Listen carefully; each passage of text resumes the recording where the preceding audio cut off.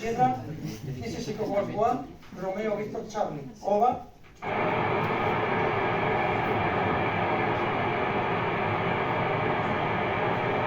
Oscar Romeo 4, India Sierra Sierra. This is Echo Golf 1, Romeo Victor Charlie. Over.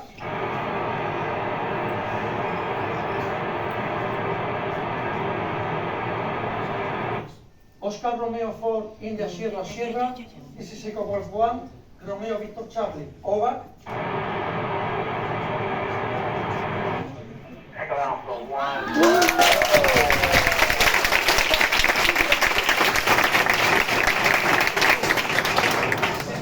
Good afternoon, Stephens, from Valle de Camargo School in Cantabria County. My operator name is Javier. Are you ready for the student questions? Over. I am ready for student questions. Okay, come on, over. Hello, it's Coral. Did you want to be an astronaut when you were a child? Over. When I was a child, I watched men walk on the moon, and I thought that was incredible. And I thought that would be a really amazing thing to do, but I never actually thought I could do it. And when I became an adult and I was working at my career for a long time, the opportunity came to apply, and I applied and I was accepted. I always wanted to be an astronaut, I just never built my life around becoming one. I had done many things in the submarine force and in education that allowed me to become an astronaut. Over. Hello, it's Gabriela. Did you have to perform very demanding physical tests to be an astronaut? Over. The physical testing was not difficult in the sense that the push-ups, sit-ups, etc., those standard assessments I had been doing in the Navy. The physical test, as far as the medical testing, was very difficult. Very, very thorough medical testing. Over. Hello, it's Nora. What studies have you done to become an astronaut? Over. We have many different specialties in the astronaut office. We have engineers like myself, I'm an electrical engineer and an acoustics engineer, and we have mechanical engineers, and we have aerospace engineers, and we have pilots, and we have doctors, and we have physicists, and we have just an incredible assortment of skills and capabilities, including a veterinarian and many, many other things. So you can almost do anything in technology, engineering, and medical sciences and become an astronaut. You just have to do well in what you're doing. Over. Hello, it's Hannah. Can you communicate with your family frequently? Over. I can communicate with my family much more frequently than I ever could on a submarine. And so that's been an amazing part of this trip so far, is I have been able to bring my family much closer to being on board. And I gave them a video tour last night, which was very exciting. Over. Hello, it's Angela. For how long do you usually stay on the ISS? Over. Well, for me, I visited the space station 3 times on space shuttles. And they were 3 different lengths, 12, 14, and 15 days. And so this time, the standard ISS mission is 6 months. And so I'll be up here for 6 months. Over. Hello, it's Lydia. Is it possible to dance in space? Over. It's possible to dance absolutely anywhere, but I don't dance well no matter where I am. But it's fun. Over. Hello, it's Anne. How do you spend your free time on the ISS? Over. Since we've been on board, we've been incredibly busy here on board the ISS, but what free time we have, we enjoy spending time with each other, looking out the cupola windows and taking pictures, and relaxing a little bit. So there's a fair amount to do. You'll never get bored on the ISS. Over. Hello, it's Sarah. What are the effects on health of living in space? Over.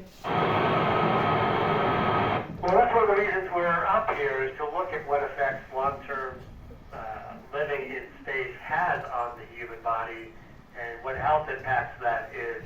And what we learn up here will help us understand how our bodies work and will help make life life better there on Earth. Over. Hello, it's Irene. What are the best aspects of cooperating among so many nations? Over. I think one of the great aspects of cooperating with so many nations is that each nation brings their cultures on board. And so we learn a lot from each other. We actually operate differently at times just because of the way we were all brought up, slightly different. And it's really an interesting way to see new perspectives and new ideas and use those to help improve our understanding and our cooperation on board the ISS. Over. Hello, it's Mario. How often do you receive supplies from Earth? Over. During our mission, we will have 3 visiting vehicles that will come with cargo. So that works out to about once every 2 months. But that is a lot, that's a little more frequently than usual. Usually it's about every 3 to 4 months that people have visitors. Cargo. Over. Hello, it's Adriana. What are your greatest fears living on the ISS? Over. Well, the biggest threat to us here living on the International Space Station is actually micrometeorite and orbital debris. And so we can see some of it on different radar systems around the world, and so we will move the International Space Station out of the way of orbital debris that we can see. But over the lifetime of the space station, that is the biggest risk to the space station itself. Over. Hello, it's Laro. Is it easy to lose track of time with so many sunsets and sunrises? Over. Well, you don't lose track of time because of sunrises and sunsets, because you don't look out the window usually that much during a work day. You're just busy, so busy you kind of lose track of sunrises and sunsets and time of day and day of the week as you just work through your schedule. So you're very busy, very busy. Over. Hello, it's Jimena. What do you do if a crew member becomes ill? Over. Well, we actually have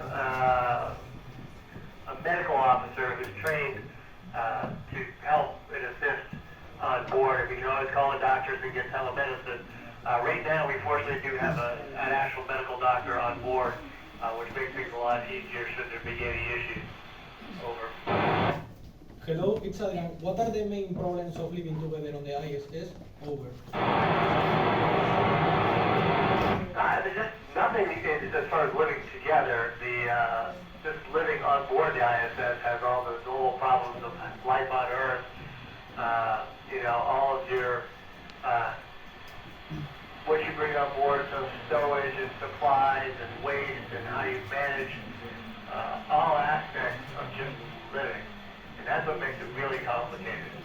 And what makes the challenge more exciting is everything we learn making the International Space Station work helps us improve things on Earth as well. Over. Hello, it's Yanira. What is the most interesting experiment you're working on? Over.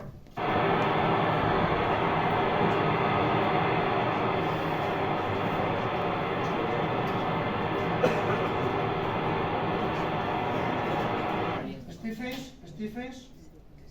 Hello, Stephens? Are you here? Over? I can barely hear you. Over. Let me test this close a little bit. Hello, it's Adrian. What is the most impressive atmospheric phenomenon you have seen? Over. Okay, I brought this close down. I can hear you a little bit better if we want to continue. Over. Hello, it's Sergio. What do you feel when you remember that there's nothing around the ISS? Over.